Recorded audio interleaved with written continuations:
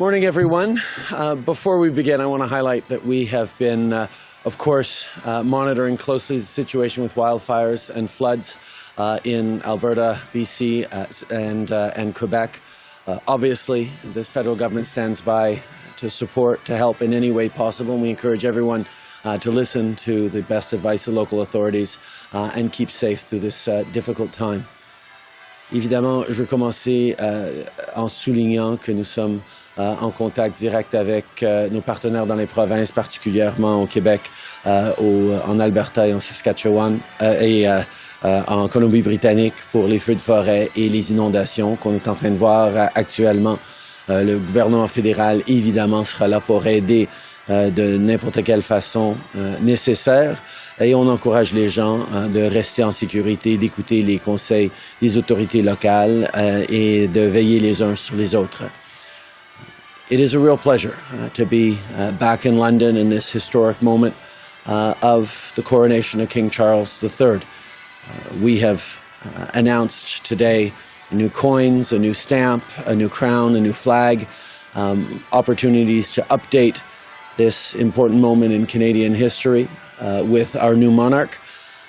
But as we have been looking towards the past and reflecting on the traditions and the strength of history that underpins Canada's incredibly strong democracy, we're also very much focused on the future. The conversations I've had with His Majesty and that he's had with Indigenous leaders, the Governor-General and Canadians are all very much focused on the future, whether it's on protecting and preserving the environment or whether it's moving forward in new partnership with Indigenous peoples in understanding of the respect and path forward that we need to take. This is an important moment to reflect not as much on our past as it is on the future we're building together.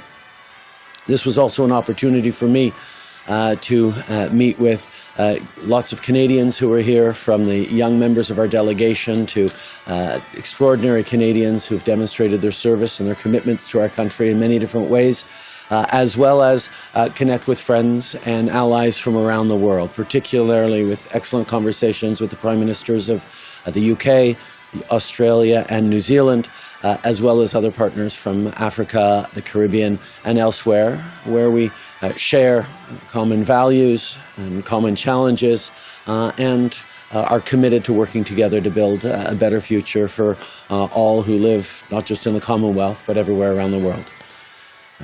C'est un plaisir d'être ici à Londres pour représenter le Canada pendant ce moment important de transition de la couronne britannique et canadienne. On a annoncé un nouveau timbre, la nouvelle monnaie. On a aussi annoncé un nouveau drapeau et une nouvelle couronne. En plus de 100 000 $ pour la conservation de la nature Canada, en soulignant l'engagement du roi Charles envers l'environnement, mais aussi on est en train d'annoncer un programme de 30 000 médailles de la couronne pour souligner le service des Canadiens à travers le pays.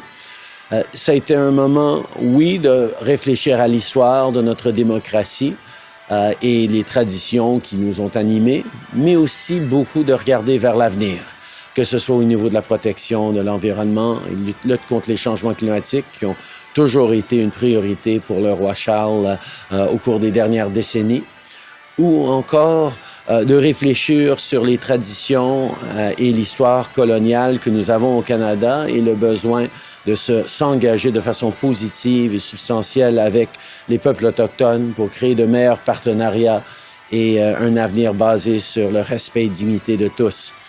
Ça a été aussi un moment de célébrer avec des jeunes Canadiens qui servent leur pays, avec des Canadiens extraordinaires, des historiens, des artistes et d'autres, pour souligner ce moment où, oui, on peut regarder vers l'avenir avec énormément d'optimisme.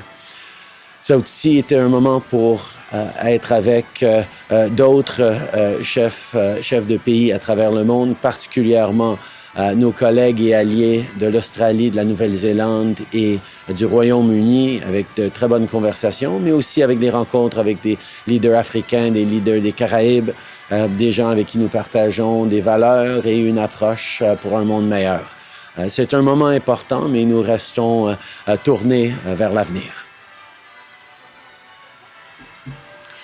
Good morning, Prime Minister Joyce Napier, CTV. Thank you for taking our questions. For months, the opposition parties have been asking you questions about foreign interference, and they're not buying your answers. Why is the issue still dogging you months in?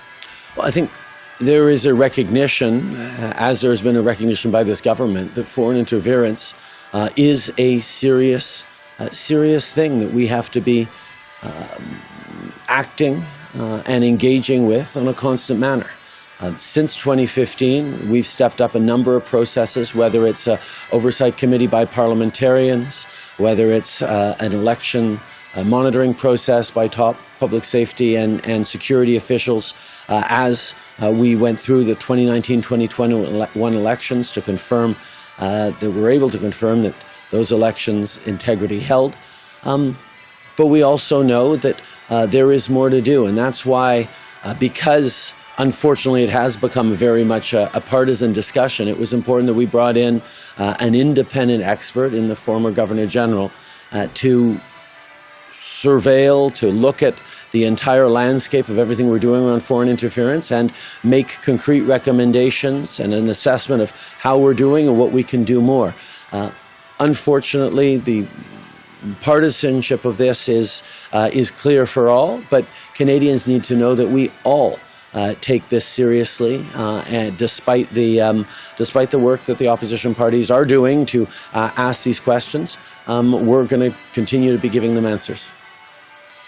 Your Foreign Affairs Minister says there are consequences for evicting a diplomat who reportedly threatened an MP and his family. Can you give us one example of what those consequences could be for Canada? Well, the relationship with China, as we've seen over the past number of years, has been not without very real challenges, whether it's around arbitrary detention, whether it's around challenges to Canada's trade. One thinks of pork, one thinks of canola, one thinks of various real consequences that Canada and other countries around the world have faced in various situations.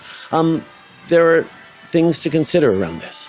But at the same time, Canada will never shy away from standing up from our values, for ensuring that our laws are respected, and that's why the Foreign Minister is taking this question so seriously.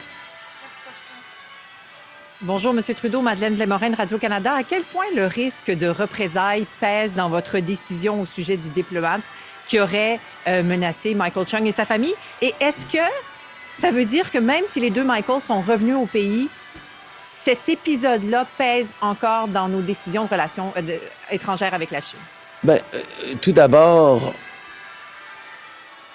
la responsabilité de tout gouvernement canadien, c'est d'assurer le bien-être, la protection, la sécurité, mais aussi la prospérité des Canadiens. En même temps qu'on fait ça, on doit évidemment être là pour se tenir debout pour nos valeurs et nos principes et s'attendre à ce que nos règles et nos lois soient suivies. Donc c'est une question importante que nous sommes en train de prendre au sérieux. La ministre est en train de regarder tous ces facteurs-là et nous allons continuer d'être là et pour le bien des Canadiens, mais aussi pour représenter nos valeurs et nos principes. Et vous avez dit que peu importe la gravité des allégations, lorsqu'il s'agit de menaces contre un député et sa famille, ça doit remonter jusqu'à vous. Donc, depuis que vous avez donné cette consigne-là, est-ce que vous avez entendu, est-ce qu'on vous a communiqué d'autres allégations au sujet d'autres députés? Je ne voudrais pas vous induire en erreur et de souligner et de suggérer que, au cours des dernières années, je n'ai jamais été avisé de préoccupations ou d'enjeux impliquant des députés au fil des dernières années liés à l'interférence étrangère. Comme vous savez, nos institutions, nos services de renseignement et d'information sont régulièrement et constamment en train d'évaluer les menaces aux Canadiens à nos institutions, aux organismes, aux groupes communautaires, mais aussi aux acteurs politiques. Je peux vous dire que dès qu'on reçoit quelque information que ce soit qui exige une réponse ou des actions, on prend ces actions ou on s'assure que ces actions soient prises. In English, please. Okay. I can tell you that on a regular basis, I am kept apprised by our intelligence services on threats to Canadians, which include threats to institutions, threats to our democracy, but also threats to individuals, including sometimes political actors. But I can assure you that whenever we get information that requires follow-up or actions, either by the political arm or the intelligence services, we ensure that those actions are taken. Good morning, Prime Minister. JP Tasker, CBC News. The Governor General recently said that Canadians have never really felt great affection for King Charles and that he has more to do to develop the relationship with our country. Is that your assessment of things, and do you think that the King really has to do more to improve his standing among Canadians? Obviously, it is natural that Canadians had such an extraordinary and deep affection for Her Majesty Queen Elizabeth II, who was an extraordinary piece of history, living history that followed us throughout our lives. She was a constant, enduring presence for Canadians and for people around the world. And obviously, she leaves extraordinary legacy and a challenge for anyone who steps into the important role as monarch. At the same time, I have known His Majesty now for decades as an environmentalist, as someone who has been deeply committed to protecting and preserving nature, as someone who has shown a remarkable openness to understanding the challenges of the colonial history that the Crown has been wrapped up in Canada, particularly around reconciliation. The work that he has done in reaching out to Indigenous leaders over the past number of years, and including again this week, I think shows that he is deeply aligned with some of the really fundamental priorities of Canadians. Obviously, we will have many, many years in which Canadians will get to know his approach and his deep commitment to service, which includes leadership on environment and reconciliation issues. And I'm looking forward to, alongside Canadians, getting to continue to work with him on big things that affect not just Canada, but the planet. Okay. On the Michael Chong matter, why is it taking so long to decide whether to expel a Chinese diplomat? I think, as you know, this is a serious and significant question. It's a question of moving forward in a way that represents our values and ensures that we're enforcing our laws, while at the same time ensuring that we're keeping Canadians safe and prosperous. This is a decision not to be taken lightly, and the Foreign Minister is leaning into this very, very carefully. Last question. Morgan Lowry, Canadian Press. Minister Mendicino said yesterday that your government is considering whether to hold someone accountable for the decision not to let any cabinet minister know about intelligence regarding the threats against Mr. Chong and his family.